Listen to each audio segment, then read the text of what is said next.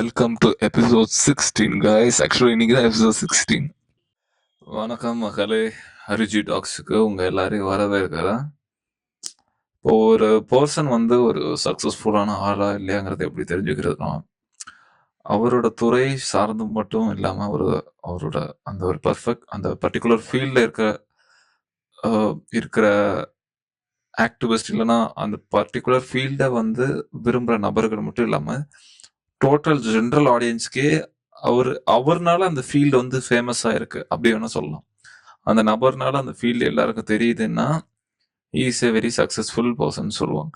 இப்போ உதாரணத்துக்கு மைக்கேல் பிலிப்ஸ்னு எடுத்துட்டோம்னு வைங்களேன்.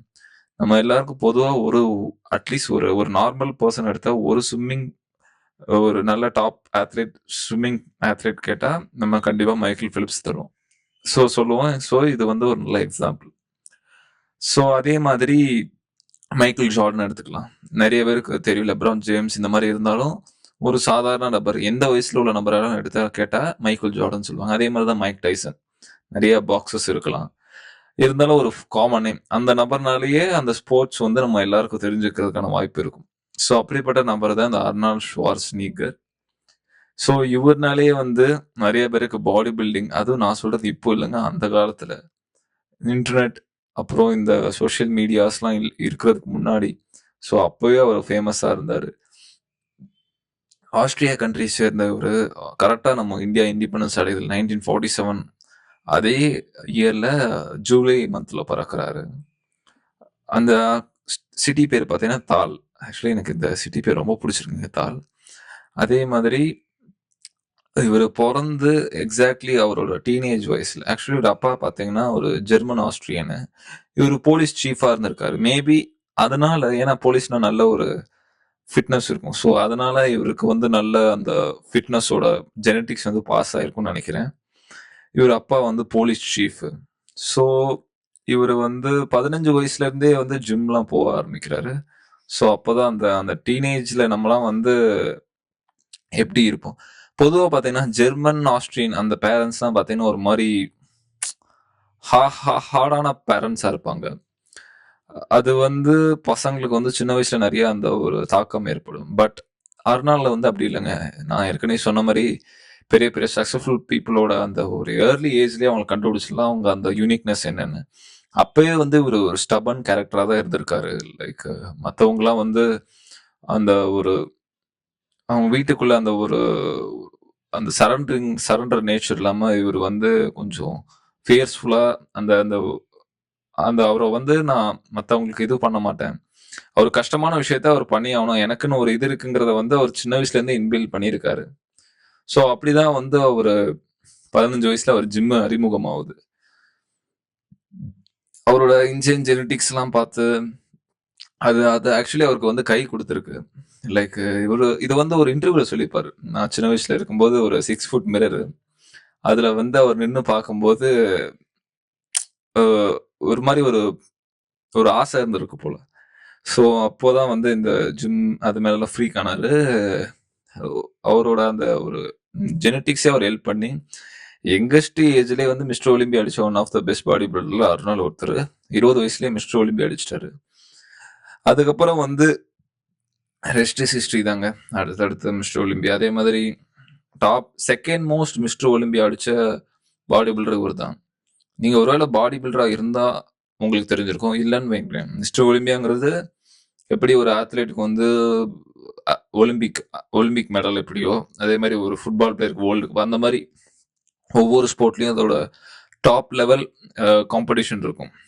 அந்த மாதிரி தான் பாடி பில்டிங்க்கு மிஸ்டர் வேர்ல்டு ஒன்று. பட் மிஸ்டர் ஒலிம்பியா வந்து அதோட ஒரு படி மேல. அதுலயே வந்து அவர் 7 தடவை டைட்டில் வின் பண்றாரு. அவரும் ஃபிலித் இப்போ கரண்ட் ஒரு பாடி பில்டர் ஃபிலித், அவங்க 2 பேருக்கு டை ஆகுது. ரோனி லீ ஹைனின் 2 நபர், அவங்க தான் வந்து அதிகமான மிஸ்டர் ஒலிம்பியா வின் பண்ணி அவங்க வந்து ஃபர்ஸ்ட் பிளேஸ்ல இருக்காங்க. 8 வின் பண்ணியிருப்பாங்க. இவர் வந்து 7 வின் பண்றாரு. இவர் இப்போ பாடி பில்டிங்ல வந்து எல்லாரோட அந்த ட்ரீம் இதுதான மிஸ்டர் ஒலிம்பியாவை அச்சீவ் பண்ணது இல்லாம அதை 7 டைம்ஸ் பண்ணியிருக்காரு. அந்த டாப் லெவலில் ஒரு பிடிச்சிட்டான்னு வச்சுக்கோங்க. அதுக்கப்புறம் நிறைய கான்ட்ரவர்சிஸ் எல்லாம் இருந்தது. முக்கியமா 1980 ஒலிம்பியாலாம் பார்த்தேன்னு வைங்களேன், இவர் வந்து நல்ல ஒரு கண்டிஷன்ல இருக்க மாட்டார். இவரோட காம்படிட்டர்லாம் வந்து ரொம்ப நல்லா இருப்போம். குறிப்பா பார்த்தீங்கன்னா, மைக் மென்சன் ஒரு நபர். எல்லாருக்கும் தெரியும் அவர் தான் வின் ஆவாங்கிறது. பட் அந்த 1980ல வந்து ரோ அர்னால்டு தான் வின் ஆவாரு. பட் இது நெறைய கான்ட்ரோவர்சிஸ்லாம் வந்தது. இப்போ அப்படி இல்ல. ஐ மீன் கான்ட்ரோவர்ஷியலா வந்தாலும் அவர் வின் ஆயிட்டாரு. ஸோ அடுத்தது என்ன அப்படிங்கிறத யோசிச்சு பார்த்தாரு. ஒரு ஆக்டிங் மேல வந்து ஒரு பேஷன் இருந்திருக்கு. ஸோ பாடி பில்டிங்ல இருக்கும்போதே வந்து அவர் side by side acting class போயிருக்கதா சொன்னார். லைக் அவரோட ஷெட்யூலே பார்த்தீங்கன்னா பயங்கரமா இருக்கும். 6 ஹவர்ஸ் ஸ்லீப்பிங். அது போக 12 ஹவர் வந்து கன்ஸ்ட்ரக்ஷன்ல ஒர்க் பண்ணுவாரு. அதுக்கப்புறம் 6 ஹவர் வந்து work out I mean 2 to 3 hours வந்து ஒர்க் அவுட் பண்ணுவாரு. அப்புறம் நைட் வந்து 10 to 12 வந்து ஆக்டிங் கிளாஸ் இருக்கும். ஸோ அந்த மாதிரி அவரோட ஷெட்யூலை வந்து ரொம்ப பயங்கரமா வச்சு அந்த ஒரு டிசிப்ளினை வந்து பில்ட் பண்ணாரு. ஸோ ஒரு ஆக்டிங்ல வந்து நிறைய பிரச்சனை இருந்தது. லைக் 1968 வந்து அவர் யுஎஸ்ஏக்கு மூவ் ஆன் ஆறாரு. அப்போ அந்த பாடி பில்டிங்லாம் பண்ணிட்டு இருக்கும்போது அப்புறம் வந்து ஒரு டாக்குமெண்ட்ரி ரிலீஸ் பண்றாங்க 1977ல வந்து என்னதுன்னா பம்பிங் அயன். அப்போ ரொம்ப ஃபேமஸான டாக்குமெண்ட்ரி. அவரோட அந்த ஒரு ஜேர்னியை வந்து மொத்தமா சொல்ற மாதிரி லைக் ஒரு முக்கியமான டாக்குமெண்ட்ரி. அதுக்கப்புறம் வந்து படங்கள் நடிக்க ஆரம்பிச்சாரு. அந்த மேஜர் பிரேக் த்ரூ கொடுத்தது வந்து பாத்தீங்கன்னா 1984ல வந்து டெர்மினேட்டர் தான். அது வந்து எப்படின்னா எனக்கு தெரிஞ்சு இப்போ நம்ம உலகத்துல எல்லாருக்கும் வந்து அர்னால்டு தெரியுதுன்னா அதுக்கு ஒரே ஒரு காரணம் வந்து அந்த ஹாலிவுட் அந்த ஃபேம் தான். அவர் பாடி பில்டர், ஒரு best body builder, best genetics உள்ள பாடி பில்டர்னு காட்டுறதுக்கு அந்த அவருக்கு ஹாலிவுட் தேவைப்பட்டது. அதனாலதான் நான் சொல்றேன் இவர் வந்து one of the smartest body builder சொல்லலாம். ஏன்னா எனக்கு தெரிஞ்சு இவருக்கு ஈக்குவலா இவரை விட பிளஸ்ஸா மேபி நிறைய பேர் இருந்திருக்கலாம்.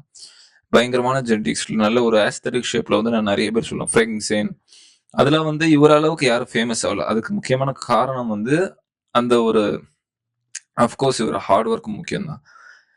அந்த ஹாலிவுடுங்கிற அந்த ஃபேம் வந்து ஒரு ரீசன் நான் சொல்லுவேன். ஏன்னா அது வந்து அவரோட அந்த லைம் லைட்டுக்குள்ள அவரை வந்து கொண்டு வர வச்சுது. ஸோ 1984ல வந்து அந்த டெர்மினேட்டரோட பிரேக் த்ரூ இருந்தது. அப்புறம் செகண்ட் பிரேக் த்ரூ ஆனா 1987ல நடந்த ப்ரெடேட்டர். ஸோ அப்புறம் டோட்டல் ரீகால் 1990ல, கிண்டர் கார்டன் காப் 1990 அதே வருஷத்துல இந்த மாதிரி பல ஹாலிவுட் படங்கள் வருது, பல ஃபேம்ஸ் வருது. அதுக்கப்புறமா இவருக்கு ஆக்சுவலி ஒரு நிக் நேம் இருக்கு. ஆஸ்ட்ரியன் ஓக்குன்னு சொல்லுவாங்க. அது ஓக் மீன்ஸ் எனக்கு தெரிஞ்ச ஒரு மரத்தை தான் ஓக்குன்னு சொல்லுவாங்க. ஓஏகி. அதான் இவர் வந்து ஆஸ்ட்ரியன் ஓக்குன்னு சொல்றாரு. அதுக்கப்புறம் வந்து ஒரு ப்ரொடக்ஷன் கம்பெனி ஆரம்பிச்சார், ஓக் ப்ரொடக்ஷன் கம்பெனின்னு. மேபி அது கூட ஒரு ரீசனா இருக்கும். அதே மாதிரி இவரை பத்தின புக்ஸ் எல்லாம் வந்து வர ஆரம்பிச்சது.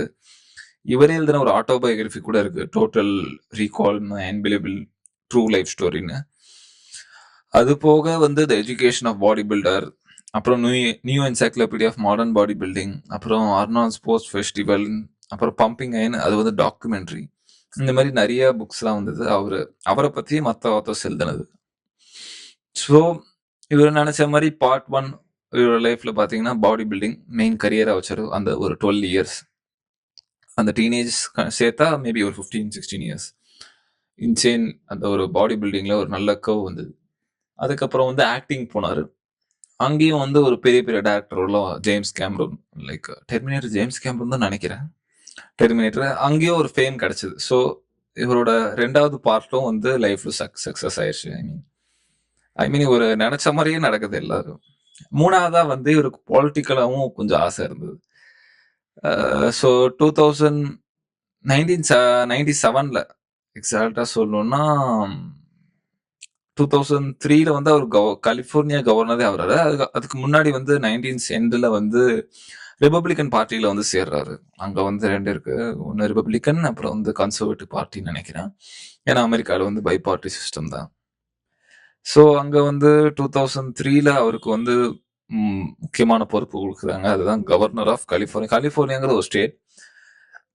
இங்க இந்தியால இருக்க மாதிரியே அங்க ஒரு கவர்னர் எல்லாம் இருப்பாங்க. அந்த ஒரு போஸ்ட் கொடுக்குறாங்க. 2 வருஷம் 2 டேர்ம் தொடர்ந்து சர்வ் பண்றாரு. அங்க 4 இயர்ஸ் தான் ஒரு டேர்ம். ஸோ 2003 to 2007, அப்புறம் 2007 to 2011. ஸோ 2 டேர்ம் சர்வ் பண்றாரு. அதுக்கு முன்னாடியே அவர் வந்து ஒரு ஆக்டர், பாடி பில்டர். ஸோ இதுக்கப்புறம் கவர்னர் பிளஸ் பொலிட்டிஷியன். ஸோ அவருக்கு அந்த எலிட் கிளப்ல வந்து அவர் வராரு. லைக் ஒரு ஒரு ஒரு ஹைலி இன்ஃப்ளூயன்ஸ் பீப்புள் ஆஃப் அமெரிக்கான்னு மட்டும் இல்லாம அரௌண்ட் த குளோப் வர்றாரு. ஸோ இன்னெவிட்டபிளி அதே மாதிரி நேற்று இதை சொன்னேன்னா ஞாபகம் இல்லை எனக்கு. ஏன்னா இலான் மஸ்கோட பாட்காஸ்ட்ல வந்து நான் அதை சொல்லியிருப்பேன்னு நினைக்கிறேன். இல்லைன்னா ஆக்சுவலி நான் ஒரு ஃபோட்டோ பார்த்தேன் இலான் மஸ்க் புக்கில். ஆக்சுவலி அவர் டெஸ்லா ரோட்ஸ்டர் வந்து டெஸ்ட் டிரைவ் கூட்டு போகும்போது ஃபர்ஸ்ட் இல்லை பட் அர்னால்டை வச்சு அவர் கூட்டு போவார் இலான் மஸ்க். டெஸ்லா ரோட்ஸ்டர் அது அப்போ அந்த 2009 8 அப்போதான் வந்து அவங்க ப்ரோட்டோடைப் ரெடி பண்றாங்க. 9 அந்த டைம் தான். ஸோ அப்பதான் இவரு கவர்னரா இருந்திருக்காரு. ஸோ இவரை கூப்பிட்டீங்களா வந்து ஒரு டெஸ்ட் டிரைவ்லாம் போயிருப்பாங்க. ஸோ அந்த அளவுக்கு வந்து ஒரு ஃபேமஸான ஆள். ஸோ ஆக்சுவலி அவர் தொட்டது எல்லாமே வந்து ஒரு ஒரு ஒரு நபர் வந்து நிறைய அரேனால வந்து ஜெயிப்பாங்க. லைக் நிறைய டிபார்ட்மெண்ட்ல ஜெயிச்சா அவங்களெல்லாம் வந்து நம்ம எக்ஸ்ட்ராடினரின்னு சொல்லுவோம். லைக் டேவின்சி சொல்லலாம், அப்புறம் வந்து நம்ம இதுல வந்து கமலஹாசன் கூட சொல்லலாம். அப்புறம் வந்து இந்த மாதிரி ஒரு ரொம்ப ரொம்ப ரொம்ப சில இண்டிவிஜுவல்ஸ்லாம் வந்து நிறைய ஃபீல்டில் வந்து அவங்க வந்து வெற்றி பெறுவாங்க. லைக் அவங்களெல்லாம் வந்து பாலிமாத்துன்னு சொல்லுவாங்க. நிறைய ஃபீல்டு அவங்களுக்கு குட்டா இருக்கிறதும் இல்லாம கிரேட்டாவும் இருப்பாங்க. இப்போ டேவின்சிலாம் எடுத்துக்கிட்டா அவர் ஒரு ஆர்டிஸ்ட், பெயிண்டர், ஸ்கல்ப்டர், அப்புறம் வந்து டிசைனர் இல்லை இன்ஜினியர், ரெண்டுல எதனாலும் சொல்லலாம். அப்புறம் வந்து பெயிண்டர், அப்புறம் ஆனடாமிக்ஸ் பண்ணுவார், அதுக்கு ஒரு ஒரு வார்த்தை உண்டு. அதுக்கப்புறம் வந்து லிட்ரரி போயட், அப்புறம் வந்து பொலிட்டீஷியன், அப்புறம் வந்து இந்த மாதிரி நிறைய சொல்லிட்டே போகலாம். அதுல எல்லாமே வந்து அவர் டாப்பாகவும் இருப்பார். ஸோ அதுதான் அவரோட அந்த யூனிக்னஸ். அந்த மாதிரி தான் வந்து அதனாலும் நான் சொல்லுவேன். ஏன்னா body building first career. So அதுல வந்து நார்மலா இல்லாம அதுலயும் டாப் லெவல்ல.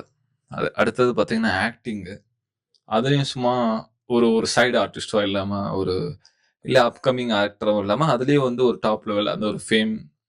அதுக்கு அவருக்கு ஏத்த மாதிரி ரோல்ஸ் எல்லாம் கிடைச்சது. ரொம்ப கேரக்டர் டென்ஸ் ரோல்லாம் இல்ல, அந்த ஒரு அக்ரெசிவ் ஆக்ஷன் ரோல். அதுவும் அந்த டயத்துல வந்து அவருக்கும் சில்வஸ்டர் ஸ்டாலனுக்கும் வந்து நிறைய ரைவல்ரிலாம் இருந்ததுங்க. அப்போ அவரோட காம்படிஷன் வந்து அவர் தான். ஏன்னா இவர் ஒன்று இங்க ஏதாவது ப்ரெடேட்டர் டெர்மினேட்டர் விடுவாரு, அங்க அவர் வந்து ரேம்போ இல்ல ராக்கி அப்படி ரிலீஸ் பண்ணிட்டு இருப்பாங்க. ஸோ அவங்களுக்குள்ள வந்து ஒரு காம்படிஷன் இருந்தது. எல்லா இதுலயும் வந்து அந்த பைபோலாரிட்டி இருக்கும் போல. இங்க கூட எப்படி தளபதி, ரஜினி, கமல் அந்த மாதிரி அங்கேயே அந்த பொலாரிட்டி அந்த ஒரு காம்படிஷன் இருந்தது. பட் ஹெல்த்தியான காம்படிஷன். அவங்களுக்குள்ள ஒரு நல்ல ஃப்ரெண்ட்ஷிப் இருக்கு ஸ்டில். அப்போ வந்து அது ரைவல்ரி, ஐ மீன் ஆன் ஸ்கிரீன்ல அது ரைவல்ரியா இருந்தது. ஸோ அப்படிப்பட்ட நபர் தான் அங்க Arnold Schwarzenegger. Successful business man. அதே மாதிரி ஒரு நிறைய ரியல் எஸ்டேட் போர்ட்ஃபோலியோ வச்சிருக்காரு. லைக் இவரோட அந்த மெகா மேன்ஷன்ஸ் அங்கெல்லாம் வந்து எனக்கு தெரிஞ்சு செலிபிரிட்டிஸ் மோஸ்ட்லி பார்த்தீங்கன்னா ரேரா தான் வந்து வீடு கட்டுவாங்கன்னு நினைக்கிறேன். ஏன்னா மோஸ்ட்லி வீடு வாங்குவாங்க, தென் சேல் பண்ணிடுவாங்க, தென் வாங்குவாங்க. இந்த மாதிரி அப்படிதான் போவாங்க. ஏன்னா அவங்க கிட்ட மணி வந்து ஒரு மேட்டர் இல்லை, மில்லியன்ஸ் ஆஃப் டாலர்ஸ் இருக்கும். ஸோ அதில் வந்து நல்லா டாப் நாச்சா வந்து ஹவுஸ் வாங்குவாங்க. ஸோ அந்த மாதிரி தான் வந்து அர்னால்டும் நிறைய ரியல் எஸ்டேட் போர்ட்ஃபோலியோலாம் வச்சிருந்தாரு, நிறைய இன்வெஸ்ட்மெண்ட் வச்சிருந்தாரு அர்னால்ட். அதுக்கப்புறம் இவருக்கு ஆனரிலாம் நிறைய கிடைச்சது. அதுல என்னன்னா இவரு பேர்ல வந்து ஒரு ஸ்போர்ட் ஃபெஸ்டிவலே நடக்கும் கைஸ். அதான் வந்து இவர் பேர்ல ஒரு ஈவெண்ட் நடக்கும். அதாவது மிஸ்டர் ஒலிம்பியா அடுத்தது வந்து ஒரு மிகப்பெரிய ஒரு பாடி பில்டிங் டைட்டில்னா அது வந்து அர்னால்ட் சம் ஸ்போர்ட்ஸ் ஃபெஸ்டிவலோ அர்னால்ட் கிளாசிக் அந்த மாதிரி பிசிக் அந்த மாதிரி இருக்கும். அதுல வந்து ட்ராஃபியே பார்த்தீங்கன்னா இவரோட ஒரு பேக் போஸ்ட் தான். அதுதான் அந்த அந்த காம்படிஷனோட ட்ராஃபியே. ஸோ அந்த அளவுக்கு வந்து ஒரு பெரிய லெகசி பில்ட் பண்ணியிருக்காரு அர்னால்ட். இவரோட பர்சனல் லைஃப் பார்த்தீங்கன்னா மரியா ஸ்ரீவருங்கிற ஒரு ஒருத்தங்களை வந்து மேரிட் பண்றாங்க 1986. பட் 2021 வந்து இவங்களுக்கு வந்து டைவர்ஸ் ஆகுது. I don't know why. அது அவங்களோட சம் பர்சனல் ரீசன்ஸ்னால அவங்க வந்து பிரிகிறாங்க. நெக்ஸ்ட் இவங்களுக்கு பார்த்தீங்கன்னா 5 பசங்க. லைக் ஒருத்தர் ஜோசப், இன்னொருத்தங்க கேத்ரின், அப்புறம் பேட்ரிக், கிறிஸ்டோபர் அண்ட் கிறிஸ்டினா. இவரோட ஜெனட்டிக்ஸ் வந்து யோசிச்சு பாருங்க, இவரோட பசங்களுக்கு இருந்தா எப்படி இருந்திருக்கும். லைக் எனக்கு தெரிஞ்சு பேட்ரிக் இல்ல பேட்ரிக் வந்து கொஞ்சம் பாடி பில்டிங் ட்ரை பண்ணாருன்னு நினைக்கிறேன். ஏன்னா அவருக்கு வந்து அந்த ஃபாதரோட ஜெனட்டிக்ஸ் இருக்கு. அப்புறம் கிறிஸ்டோபருக்கும் அதே. கிறிஸ்டோபர் வேணா அப்படி இல்லை, கொஞ்சம் அவர் வந்து கொஞ்சம் ஃபேட்டா இருப்பாரு. பட் பேட்ரிக் வந்து கொஞ்சம் லைக் அர்னால்டோட அந்த ஒரு ஏர்லி ஸ்டேஜ் மாதிரி இருப்பாரு. ஸோ அப்படி வந்தவர் தான் நம்ம அர்னால்ட். இவரை எப்படி நான் இன்ட்ரோ கொடுக்கறது இப்போ? இன்ட்ரோ ஐ மீன் சொல்லி முடிச்சிட்டேன். அதுக்கப்புறம் என்ன இன்ட்ரோனா, ஒரு பிசினஸ் மேன், ஒரு பொலிட்டிஷியன், ஒரு ஆக்டர், அப்புறம் முக்கியமா பொலிட்டிஷியன்ல என்ன ஒரு கலிபோர்னியாவோட 38th கவர்னரா இருந்திருக்காரு. ஸோ இதுதான் வந்து தலைவரோட பெரிய லெகசின்னு சொல்லலாம். அதே மாதிரி 2004ல ஒரு ஃபார்ச்சூன்ங்கிற ஒரு மேகசினுக்கு வந்து இன்டர்வியூ கொடுத்துருப்பாரு. அப்போ வந்து அவரோட சைல்டு அபியூஸ் எல்லாம் அவர் சொல்லியிருப்பாருங்க. எனக்கு என்னோட ஃபாதர் வந்து ரொம்ப ரொம்ப குருவலா நடந்துப்பாங்க. அந்த மாதிரி லைக் நிறைய இடத்துல பெல்ட்ல அடி வாங்குறது, முடிய பிடிச்சி இழுப்புறது, அதே மாதிரி நிறைய இந்த மாதிரி ஜெர்மன் ஆஸ்திரேலியால வந்து வந்து இந்த இந்த புரோக்கன், அதாவது அவங்க பேரண்ட்ஸ் வந்து அவங்களை மென்டலி ப்ரோக் பண்ணுவாங்க. அந்த அளவுக்கு இருக்கும் குருவாலிட்டி இருக்கும். ஆனா அவர் அந்த டயத்துல வந்து ரிபலா இருந்திருக்காரு. லைக் அந்த இதுக்கு வந்து உடஞ்சு போகாம அதை எதிர்த்து போராடி இருக்காரு. ஸோ நான் ஏற்கனவே சொன்ன மாதிரி அந்த ரிபலிங் இருந்திருக்கு. அது மட்டும் இல்லாம இன்னொரு முக்கியமான விஷயம் என்னன்னா, அவருக்கு சின்ன வயசுல வந்து ஃபுட்பால் வந்து ஆர்வம் வந்துருக்குங்க. 1960ஸ்ல பாத்தீங்கன்னா ஃபுட்பால் கோச்ல இன்ட்ரடியூஸ் ஆகி அவர் டீம்லலாம் சேரும்போது அப்பதான் வந்து அவர் ஜிம் போறாரு. ஃபுட்பாலை மெயினா வச்சுதான். அதுக்கப்புறம் தான் வந்து பாடி பில்டிங் வந்து அவருக்கு மேல இன்ட்ரெஸ்ட் வருது. அப்போ அந்த ஸ்டீவ் ரீவ்னு ஒரு நபர் இருப்பாருங்க. ஸ்டீவ் ரீவ், ரெட் பெர்க், அப்புறம் ஜானி வேஸ்முல்லர், இதெல்லாம் பார்த்து ஷ்வார்ஸ்னிகர் வந்து ரொம்ப ரொம்ப முக்கியமா ஸ்டீவ் ரீவ்ஸ் தான். அதுதான் வந்து அவரோட அந்த கனவை வந்து ரீச் பண்ண ஒருத்தர் அவர் தான். எனக்கு அவர் மாதிரி ஆகணும்னு சொன்னா அது மற்றவங்களுக்கு புரியாதுங்கிறத வந்து நிறைய இடத்துல சொல்லியிருக்காரு அர்னால்டு. ஸோ ஸோ அதுக்கப்புறம் நான் ஏற்கனவே சொன்ன மாதிரி ரெஸ்ட் இஸ் ஹிஸ்ட்ரி நிறைய இது. அதுக்கப்புறம் அவர் பர்சனல் ரெக்கார்ட்லாம் நம்ம பார்க்கலாம். நான் சொல்லலை. இது யாராவது ஜிம் ஃப்ரீக் இருந்தால் அவங்களுக்கு இது வந்து ஒரு ஃபேக்டா இருக்கும். லைக் ஜிம்ல வந்து அவர் என்னென்ன வெயிட்லாம் வந்து பிஆர் அடிச்சிருக்காருன்னு பார்க்கலாம். லைக் பெஞ்ச் ப்ரெஸ் பார்த்தீங்கன்னா 120 kg, ஸ்நாச் இதெல்லாம் வந்து அஃபிஷியலா ஆன்லைன்ல இருக்கு. பட் இதோட ட்ரஸ்டபிலிட்டி தெரியல எனக்கு. பெஞ்ச் ப்ரெஸ் பார்த்தீங்கன்னா 120 kg, ஸ்நாச் 110. ஸ்நாச்ங்கிறது வந்து இந்த வெயிட் லிஃப்ட்லாம் பண்ணுவாங்க, ஒயிட் கிரிப்ல பிடிச்சி ஃபுல் ஸ்ட்ரெச்ல வந்து ஓவர் ஹெட்ல தூக்குறது. ஸ்நாச் 110, அப்புறம் க்ளீன் அண்ட் ஜெர்க் 135, ஸ்குவாட் வந்து 247 kg, பெஞ்ச் ப்ரெஸ் வந்து 247, clean and press 120. Clean and ப்ரெஸ்ஸுக்கும் பெஞ்ச் ப்ரெஸ்ஸுக்கும் என்ன வித்தியாசம் எனக்கு தெரியல. முக்கியமாக டெட்லிஃப்ட் பார்த்தீங்கன்னா 310 kg. ஆக்சுவலி ரொம்ப இவர்கிட்ட இன்னொன்று என்னன்னா அந்த ஹைட் தாங்க. இவர் ஆல்மோஸ்ட் 6'2" நினைக்கிறேன். அந்த ஹைட்னாலே வந்து இவரோட அந்த ஒரு இந்த மேஸ்குலினிட்டி, அந்த ஒரு கமாண்டிங் போஸ் இருந்துருங்க. 6.2ல ஒருத்தர் 102 kg லீனான மசில் இருக்கும்போது அப்படி வந்து ஒரு ஒரு ஒரு ஒரு பயங்கரமான ஒரு கமாண்டிங்கான ஒரு போஸ்டருங்க. ஏன்னா அவர் செஸ்ட்லாம் பார்த்தீங்கன்னா 57 இன்ச்சு. அந்த அளவுக்கு வந்து ஒரு டாப் நாச் பிரைம்ல, நான் சொல்றது அவர் பிரைம் டயத்துல அப்படி வந்து ஒரு பயங்கரமான நபரா இருந்தாரு. அதே மாதிரி ஒரு ஸ்டெராய்டு யூஸ் பண்ணதான் நிறைய இடத்துல சொல்லியிருக்காரு. பிஇடின்னு சொல்லுவாங்க, பெர்ஃபார்மன்ஸ் என்ஹான்சிங் ட்ரக். ஸோ இதுதாங்க நம்மளோட greatest body builder of our era, Mister Schwarzenegger Arnold Schwarzenegger. So அவரை பற்றின ஒரு சின்ன பாட்காஸ்ட் தான் இது. இந்த வீடியோ பிடிச்சிருந்தா லைக் பண்ணுங்க, ஷேர் பண்ணுங்க, மறக்காம நம்ம சேனலுக்கு சப்ஸ்கிரைப் பண்ணுங்க. Bye by.